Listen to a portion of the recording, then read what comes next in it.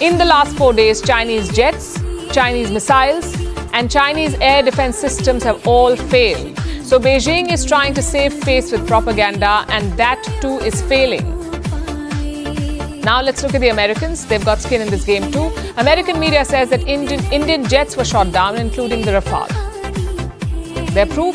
Pakistani defense sources, unidentified French intelligence officials, and unnamed US defense officials. Basically no proof, just hunches as of now. Why would the Americans push this then? What do they stand to gain by backing the Pakistani line?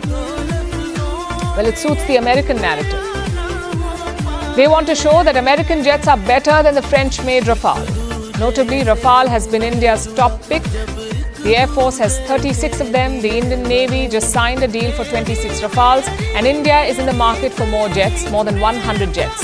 The Rafale remains the front runner, but the Americans want India to buy their jets, like the F-18 Super Hornet, the same one that keeps falling off their aircraft carrier in the Red Sea.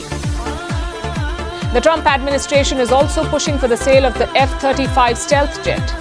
This is the same America that once threatened India with sanctions.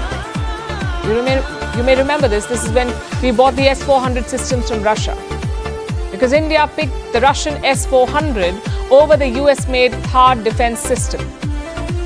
And now they're pulling out all kinds of tricks to sell their aircraft.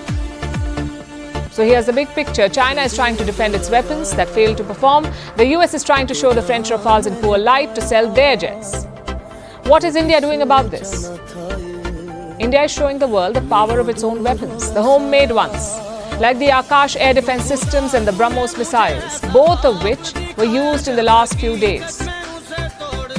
The Indian-made weapons have been exceptional. They defended and attacked with precision. This is a success story for India's defense industry.